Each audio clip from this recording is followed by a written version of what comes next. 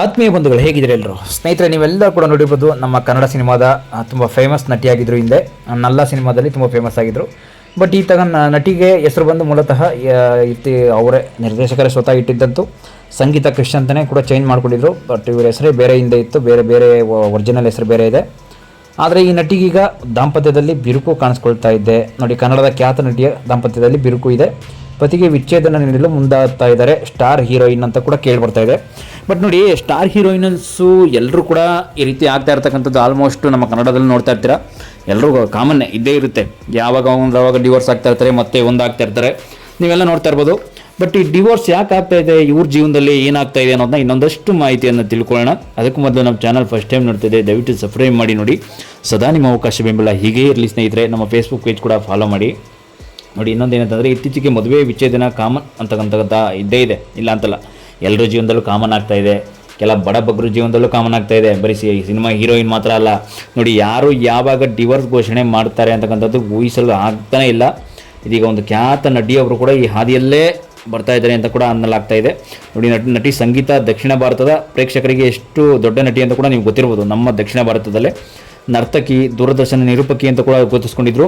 Reality show ನ್ಯಾಯಾಧೀಶೆಯಾಗಿ ಚಿರಪರಿಚಿತರು ಅಂತ ಕೂಡ ಹೇಳ್ಬೋದು ಇವ್ರನ್ನ ನೋಡಿ. ಈ ನಟಿ 1990ರ ದಶಕದ ಆರಂಭದಲ್ಲಿ ನಟನಾ ಕ್ಷೇತ್ರಕ್ಕೆ ಪ್ರವೇಶವನ್ನು ಮಾಡ್ತಾರಂತೆ ನೋಡಿ. 1990ರ ದಶಕ ಅಂದರೆ ಅರ್ಥ ಮಾಡ್ಕೊಳ್ಳಿ.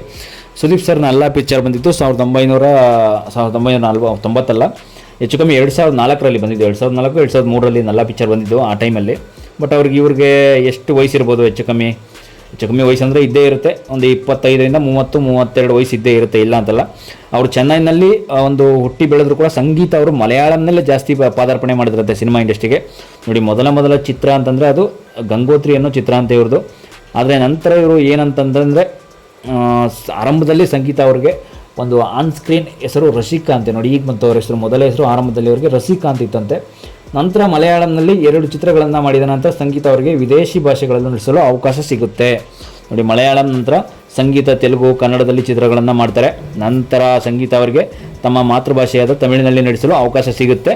ಅವರ ಮೊದಲ ಚಿತ್ರ ಮುರಳಿ ಮತ್ತು ಸೂರ್ಯ ಅವರೊಂದಿಗೆ ಅಂತ ಕೂಡ ಈ ಚಿತ್ರನ ಮಾಡೋದವರು. ಅಂದರೆ ಅವ್ರ ಮೊದಲ ಚಿತ್ರವನ್ನು ಮುರಳಿ ಮತ್ತು ಸೂರ್ಯ ಅನ್ನೋರೊಂದಿಗೆ ಚಿತ್ರವನ್ನು ನಟರೊಂದಿಗೆ ಮಾಡ್ತಾರೆ.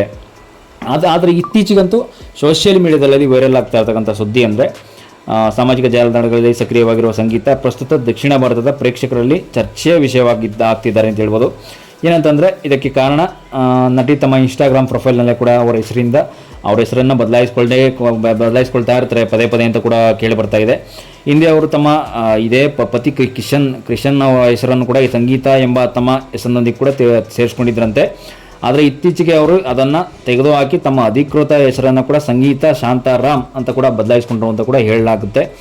ಆದರೆ ಇವರ ಒಂದು ಪ್ರಸ್ತುತ ಒಂದು ವಿಷಯ ಏನಂತಂದರೆ, ಇತ್ತೀಚೆಗೆ ಇವ್ರದ್ದು ಸಾಮಾಜಿಕ ಜಾಲತಾಣದಲ್ಲಿ ಏನೇನು ಆಗ್ತಾ ಇದೆ ಅಂದರೆ, ಇವರ ಒಂದು ಕುಟುಂಬದಲ್ಲಿ ಬಿರುಕು ಕಾಣಿಸ್ಕೊಳ್ತಾ ಇರ್ತಕ್ಕಂಥದ್ದು. ಅದ್ರ ಬಗ್ಗೆ ಇನ್ನೊಂದಷ್ಟು ಮಾಹಿತಿ ತಿಳಿಸ್ಕೊಡ್ತೀನಿ ನಿಮಗೆ.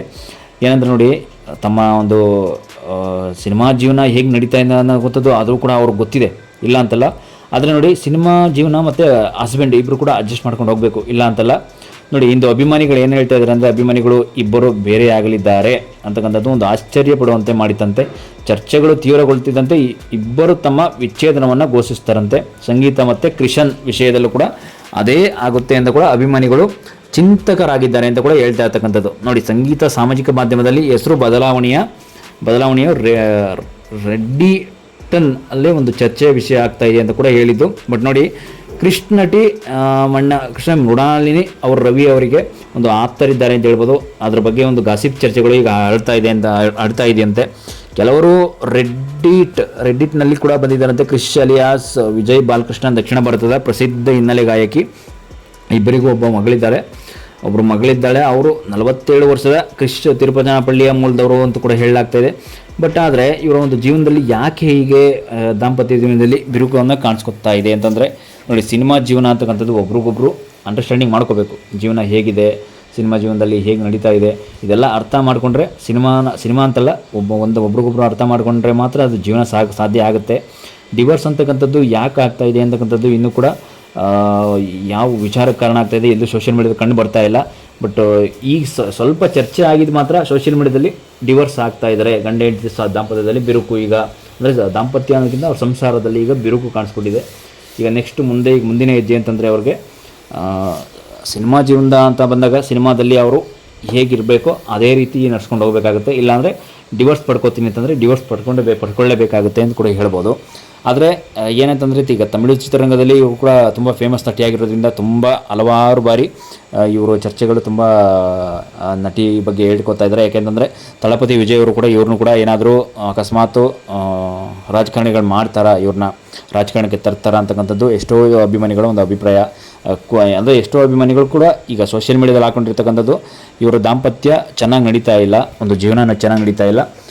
ಯಾಕೆಂತಂದರೆ ಜೀವನದಲ್ಲಿ ತುಂಬ ಬಿರುಕು ಕಾಣಿಸ್ಕೊತಾ ಇದೆ ಅಂತಕ್ಕಂಥದ್ದು ಇವರ ಒಂದು ಅಂದರೆ ಇವರಲ್ಲ ಜನಗಳ ಅಭಿಪ್ರಾಯ. ಜನಗಳು ಎಷ್ಟೋ ಅಂದರೆ ಅಭಿಮಾನಿಗಳು ಎಷ್ಟೋ ಜನ ಇವತ್ತು ಸೋಷಿಯಲ್ ಮೀಡಿಯಾದಲ್ಲಿ ಹಾಕೊಂಡ್ಬಿಟ್ಟಿದ್ದಾರೆ.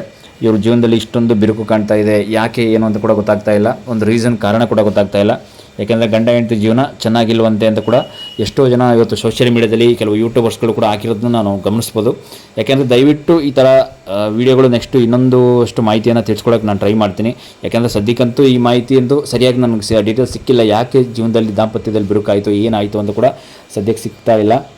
ನೆಕ್ಸ್ಟ್ ಎಪಿಸೋಡಲ್ಲಿ ಪೂರ್ತಿ ಮಾಹಿತಿಯನ್ನು ತಿಳಿಸ್ಕೊಡೋಕೆ ಟ್ರೈ ಮಾಡ್ತೀನಿ. Thank you.